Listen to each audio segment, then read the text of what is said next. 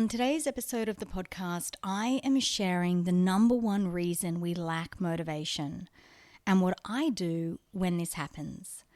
My tips are easy and uncomplicated, and I also share the science as to why it works.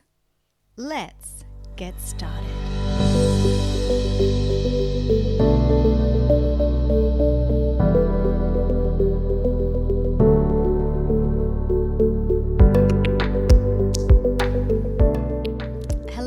Welcome to Live Mindfully with Laurie Moore, the podcast that invites us all to slow down, take a deep breath,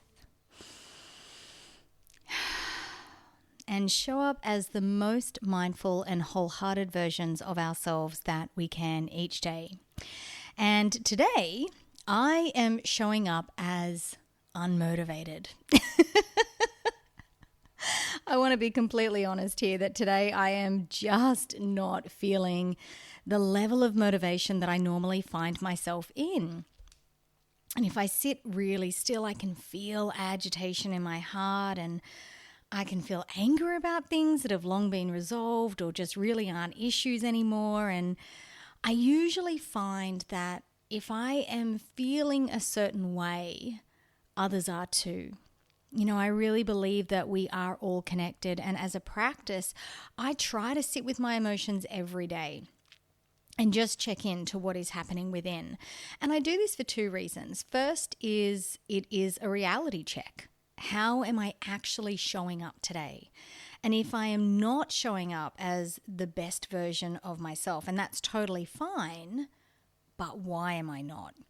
I think we have a tendency when we are in a bad mood to take it out on the ones that we love. And I always say this to my children, when they are in a bad mood, it is okay to be in a bad mood.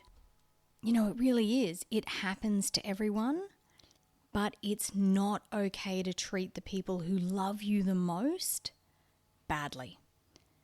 They don't deserve that. And we do that from a space of a lack of presence. We don't do that mindfully. We don't treat people badly and are fully aware of it. We're lacking in presence in that moment. But our tendency is to do that to the people who really matter the most to us. And they don't deserve that, and they shouldn't put up with it. I don't. Because these people hold us through our hard times. And we ask these people for help, and they always do their best to provide that help. And so family, your immediate family, the ones who love you the most, they are not punching bags. If anything, I believe we should treat these people the best out of everyone. And so I do my check-in in the morning and throughout the day to keep myself and my behavior in check. And I also find that this makes it easier for me to process emotions that feel stuck or to address emotions that aren't mine, to really think about, is that mine, or am I feeling the current of the community, or am I feeling the current of the world? Because a lot of the time I find that the emotions that I am feeling, I don't have a solid reason for feeling that way. And so I have to ask myself, has my mind created a problem because it's bored? Or is there something else going on? And it gives me a chance to reconnect and to ground. Because if I allow myself, I can be carried away by the negativity, and I can lose myself in my behavior in acting out something that really isn't mine to begin with. And this is one of the biggest reasons I don't watch or read the news. It's another reason why I find myself off social media a lot more than I normally would. I have no interest in allowing the vast negativity that exists on both of these platforms to sway my own personal peace anymore. And I have always found that the information makes, like the important information, it makes its way to me one way or another. Like I don't need to be inundated. So today I want to share what I do when I am lacking in motivation, and it really is, it's simple stuff. I usually find that I am lacking in motivation because I have a lot of fast approaching deadlines and my brain feels overwhelmed and stressed and usually quite bombarded. And I have read in years previous that one of the best things to do to combat procrastination is it's a term called eat the frog, which effectively is choosing to complete the most important and largest task on your to-do list or your capture list to get it out of the way. But before I can even contemplate eating the frog, it's such a weird term, I need some wins. That's how I work. I need to declutter my mind. I need to knock some of the mundane, boring, but easily achieved things off my list to get the little dopamine hits that are going to keep me motivated. So today my capture list looked a little something like this. 2 loads of washing, 3 posts on social media. Oh, I hate promoting my regular yoga class. I love teaching it, but I hate promoting it. I needed to organize this podcast. I had to think about what I was going to talk about, and I have about 1 million things in my brain that need to find their way into different lists, grocery lists and things for the caravan. I have emails piling up. I need to send an email campaign. What else? Really make some headway in my assessment that's due this weekend.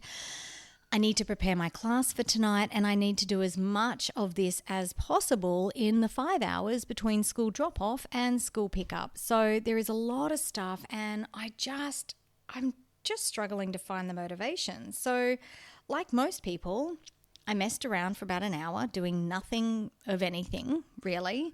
And then I remembered, wait a minute, I know what I have to do. And so what usually happens is we want to get ourselves a drink before we get started, right? And what do we want to get? We want to get a coffee. Now, I hear you because it is exactly what I wanted to do. We think a coffee will ground us and get us motivated, but that is not what coffee does. Coffee, I'm sorry to be the bearer of bad news, but coffee is a stimulant. And you might say, yes, I'm lacking in motivation, Laurie. I need a stimulant. But you don't actually.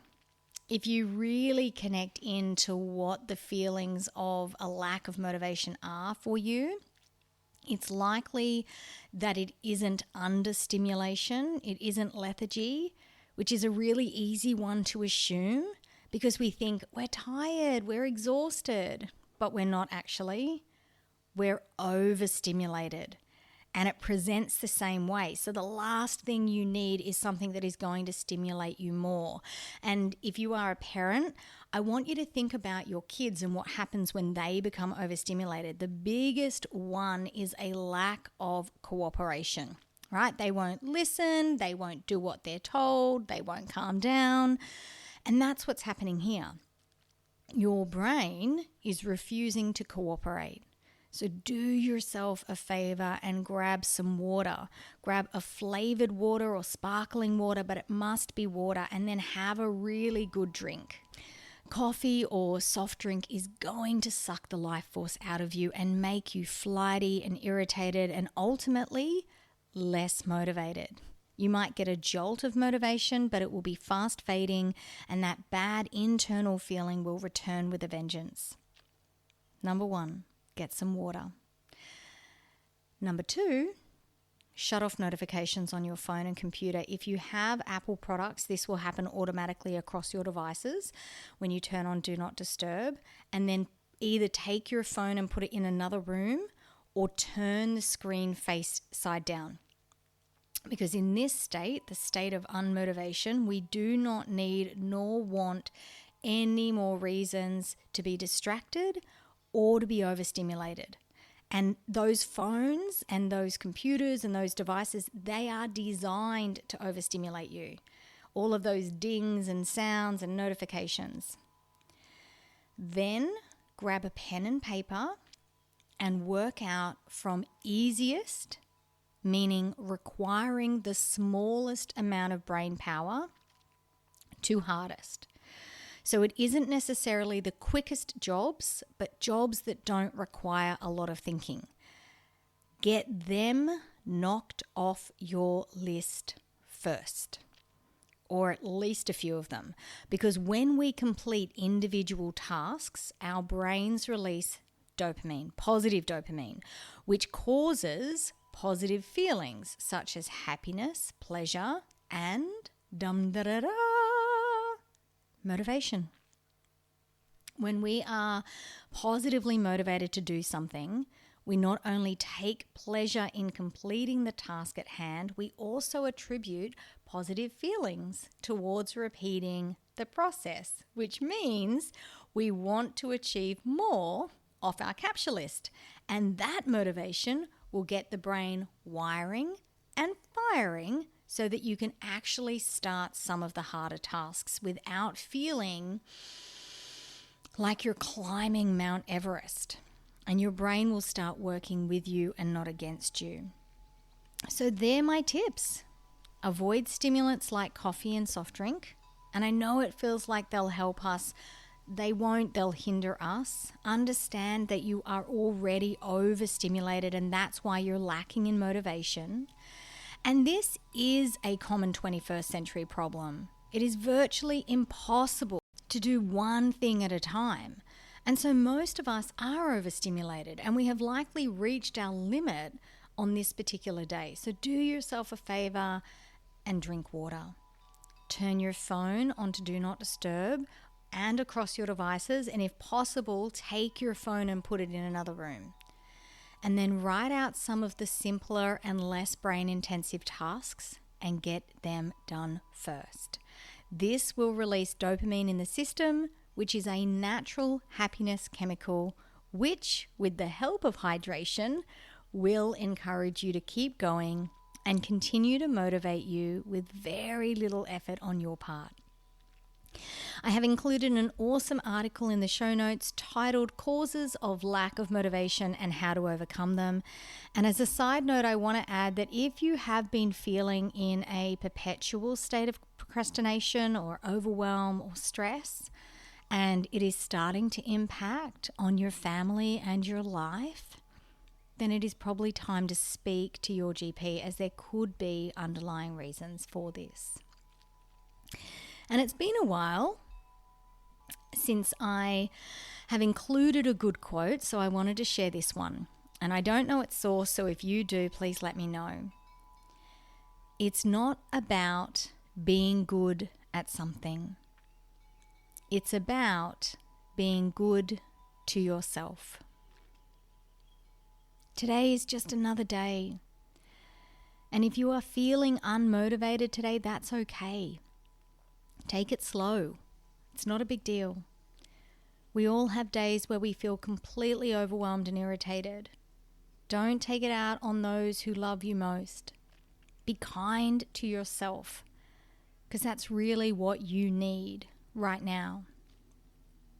Thank you so much for listening to today's podcast. If this episode has resonated with you, or you know someone who would really benefit from listening, please share this podcast with them.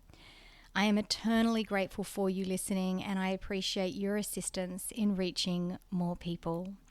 Have an amazing, calm, and rested rest of the week. I'll be back again next week.